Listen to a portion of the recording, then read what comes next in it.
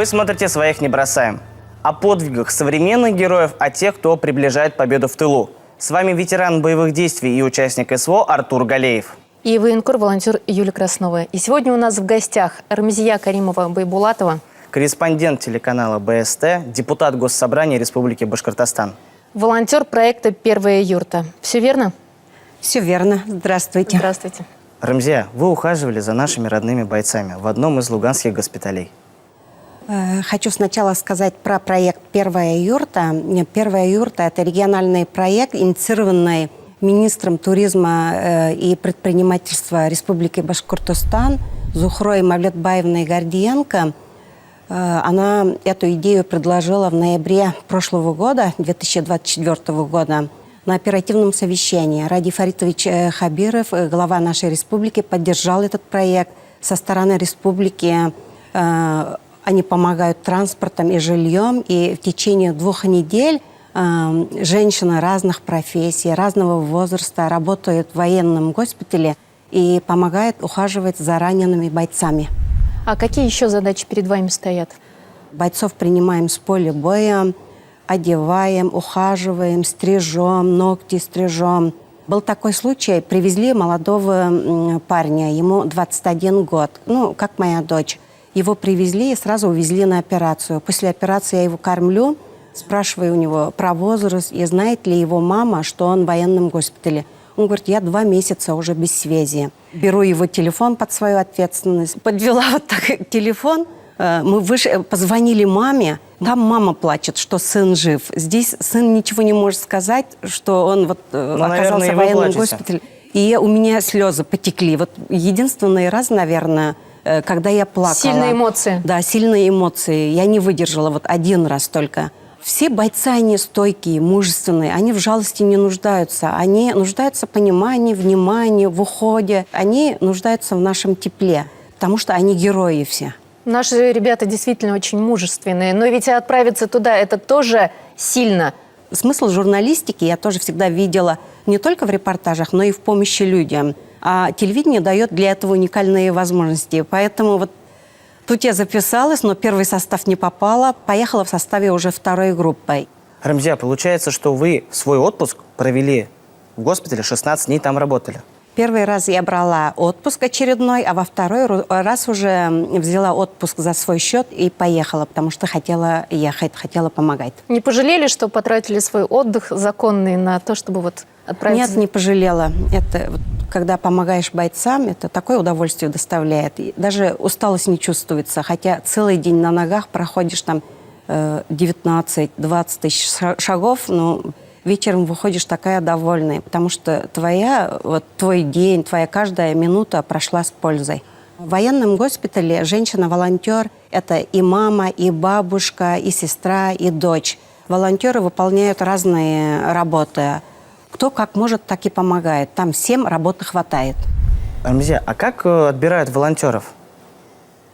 Волонтеров сначала я думала, что желающих не будет. А сейчас в очереди больше 300 женщин, которые хотят поехать, которые отправили свои анкеты. Это женщины разных профессий, разного возраста, вообще разных районов. Из каждого района республики человек может отправить заявку, есть социальные сети этого проекта, есть группа ВКонтакте, можно отправить заявку туда. Да, и есть группа ВКонтакте, есть группа в Телеграме, могут отправить заявки, их выбирают, смотрят, разговаривают с ними, и потом уже набирают группы. Рамзия, а было ли то, что во время волонтерства было эмоционально или физически очень сложно? Я росла в деревне, сено косила. Поэтому всегда занималась физической работой, поэтому физически мне не было сложно. И морально тоже. Когда поехала, я думала, что буду плакать. А на самом деле, когда приезжаешь в госпиталь, там жалеть или думать о чем-то некогда. Там ты только думаешь о том, чтобы больше помочь, лишь бы от тебя было больше пользы. А как вас встречали сами бойцы? Бойцы, они встречают как самых близких, родных людей. Они даже не верят, что мы за свой счет, что мы волонтеры приехали. Они спрашивают, сколько вам платят. Когда мы говорим им, что мы сами приехали вам помогать, они прямо потом подходят, обнимают, когда провожают, прям даже вот расстаемся в слезах, так как скажем. Родные люди уже. Да, родные люди. Но ведь вам не платят же. Нет, не платят. Волонтерство это означает, что это добрые поступки, это за по зову свой счет, сердца. да, по зову сердца, да, по зову души. Рамзия, а вы ведь депутат и журналист при этом. Но ведь там вы стригли, и это не рабочая профессия. Первый раз я на всякий случай взяла с собой машинку для стрижки. Первый же день выстроились 19 человек, и я не знала, что делать. А постригла нормально, и за 16 дней я постригла 230 бойцов. Вы когда стригли, вы ведь еще и общались. Да, стрижка – это и общение. Они рассказывают свои какие-то секреты, личные истории, которые никому не рассказывают. Скажите, пожалуйста, Рамзия, а как налажен быт? Все-таки приезжают девушки с разных районов, с разных уголков республики. Никто друг друга заранее, возможно, не знает. Нужен не только моральный, материальный ресурс, но умение общаться с людьми. Потому что 7 взрослых женщин разных профессий. Это надо уметь уступать, надо уметь других слышать, слушать. А как у вас отношения? Наверняка поддерживаете контакт с кем-то из бойцов или с медработниками самого госпиталя? С госпиталя общаемся медицинским персоналом с Башкортостана. Вот второй госпиталь, где мы работали, там это очень большой новый госпиталь. Там очень много наших башкирских врачей, медицинских работников. Вот. С ними общаемся до сих пор. Они нам очень благодарны. И бойцами с Республики Башкортостан тоже общаемся. Когда первый раз ездила, я встретила там в госпитале своего земляка. Всего 6 ребят мы из Башкортостана встретили. А вот во второй раз уже было наших 15 ребят. Мы вот девчонками приносили им гостиницы, там блины Они пекли, угощали. Да, угощали их. В госпитале уже земляки – это как твой брат, совсем уже родной человек. Рамзия, вас, волонтеров проекта «Первая юрта», и провожают, и встречают на Советской площади в Уфе. Место знаковое. Место значимое. На самом деле у нас бойцы, наши именные батальоны оттуда уезжали, мы тоже оттуда уезжали. Первый раз как-то страшновато было, что ли. Перед поездкой я 3 дня не могла уснуть, потому что было все равно страшно. Думаешь, детей обнимаешь, там, с мужем стараешься больше общаться. Семья вас поддержала? Да. Семья поддержала, муж отнесся пониманием. Старшая дочь, она учится в медицинском университете, она тоже с пониманием приняла. Она у меня спросила: мама, а с какой целью ты едешь, почему ты едешь? И я объяснила. Я говорю: дочка, понимаешь, мне повезло в жизни, повезло с вашим папой, повезло с детьми, повезло работой.